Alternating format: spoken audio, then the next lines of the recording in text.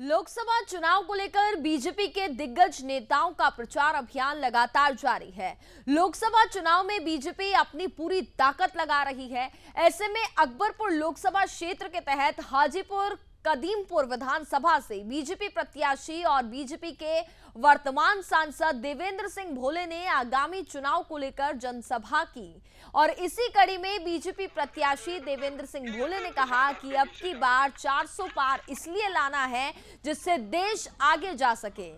आगे उन्होंने कहा कि पीएम मोदी ने जो 10 सालों में करके दिखाया है वो पूरे देश की जनता जानती है। पीएम मोदी ने सनातन को आगे बढ़ाया है और रामलला को उनके मंदिर में स्थापित कराया है और उसके साथ उन्होंने कहा कि कदीमपुर की जनता का हमें भरपूर प्यार मिल रहा है।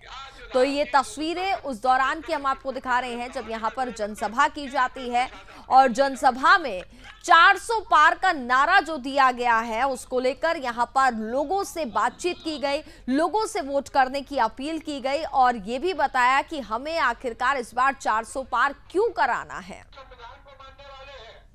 आपके चरणों में जाकर हमारे देश के प्रधानमंत्री आए तो परसों आपने कान में सुना होगा कि गुरुद्वारे पर माथा रख करके तब उन्होंने यात्रा शुरू की।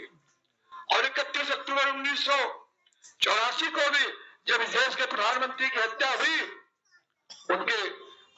उन्होंने सुरक्षा कर्मियों ने की थी तो हत्या की भी निंदा की थी, लेकिन जिस तरीके से सिखों का कत्लेआम हुआ था उसकी भी निंदा अगर किसी की होगी तो भारतीय जनता पार्टी निंदा करने का काम किया था और वो कानून ने सजा दी, उनको कानून ने सजा दी। आज उस समय के बहुत ताकतवर लोग आज जेलों के बीच में हैं। कभी कभी कहीं न कहीं से किसी रास्ते से बचने वाले लोग वो समझ लेते हैं कि हम बहुत होशियार हैं। होशियार कोई नहीं होता। जो हम संविधान को मानने वाले हैं और भारत का संविधान इतना बड़ा है कि फाइल को आप कितना नीचे दबा दो कभी न कभी फाइल खुल करके ऊपर आती है और जब फाइल ऊपर आती है तो मेरे मित्रों आज सरकार भी थी, मंत्री भी थे और मंत्री रहते हुए वो जेल गए और निर्देश था सुप्रीम कोर्ट का आपके सीबीआई को जांच करने का। तो आज जो महागठबंधन बना है ये उसी का एक कारण है कि धीरे धीरे भ्रष्टाचार पे आकंठ में डूब करके जो लोग जेल गए और भी लोग जेल जाने वाले हैं।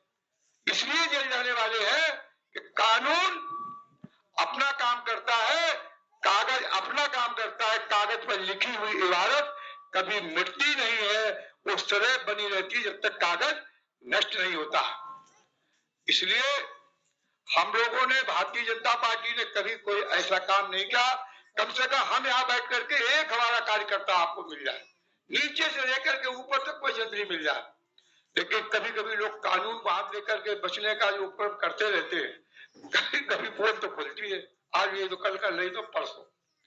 और तब ये सीबीआई के तरीके से कहेंगे कि साहब भ्रष्टाचार का अर्थ वो जेल जा रहे, कहेंगे कि भाजपा की सरकार जेल भेज रही। अरे भाजपा की सरकार क्यों जेल भेजी? भाजपा की सरकार ने कभी किसी को जेल नहीं भेजा। भाजपा वो पार्टी है जिसने श्रीमती गांधी ने 1971 में भारत और पाक का युद्ध हुआ था, हमारे नेता अटल बिहारी वाजपेयी ने कहा था, उन्होंने दुर्गा का रूप बताया था। हमारी पार्टी को लगा के अटल बिहारी वाजपेयी कांग्रेसी हो गए। ये लगा तो उन्होंने राष्ट्रीय अधिवेशन बलिया में हुआ, उसने इस्तीफा मांगने काम किया। तो कुछ लोग घर में अच्छे हुए तो भाई से पूछ तो लो। तो अटल जी ने कहा था हाँ कहा है। और फिर कहता हूं कि जब दुश्मन देश का व्यक्ति दुश्मन की सीमाएं सामने खड़ी हो तो हमारे यार जो मां भारती की रक्षा के लिए लड़ रहे हैं हमें उनके साथ रहना चाहिए, नहीं रहना चाहिए। और मैं ये मानता हूं रहना चाहिए। 100 से सारे लोगों ने पास किया था, अटल जी ने ठीक किया। इसलिए आपसे कहना चाहता हूं कि आज भारत दुनिया में उस स्थान पर पहुंच गया है कि धारा 370 आपकी मांग थी, एक जन की मांग थी, 140 करोड़ लोगों की मांग थी। और आजाद भारत में 15 अगस्त 47 को जब कानून बना, आपके 26 जनवरी 1950 को जब कानून लागू हुआ तो बाबा साहब भीमराव अम्बेडकर के बने नेतृत्व कानून में एक विधान और एक प्रधान की बात थी, लेकिन लागू करने के बाद उन्होंने परिवर्तन किया और 2 विधान और 2 प्रधान किए।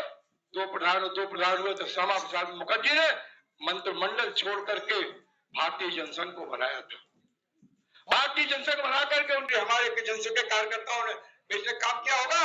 मेरे मित्रों, आपसे केवल इतना कहना चाहता हूं कि आज जो धारा 370 खत्म हुई है वो आपकी मांग के कारण खत्म हुई है।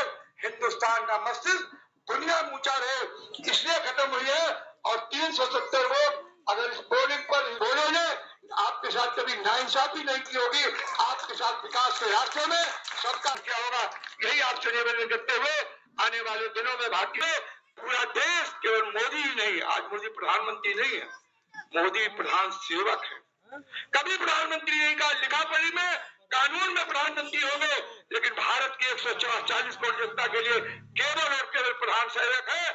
और प्रधान सेवक का मालिक अगर है तो यहाँ बैठे एक एक भारतीय मालिक है, जिसके अंदर ये अधिकार है लोकतंत्र में अपने कमल की फूल के बटन दबाने का। मेरे मित्रों, यही अनुरोध के साथ आपके बीच से जाना चाहता हूँ।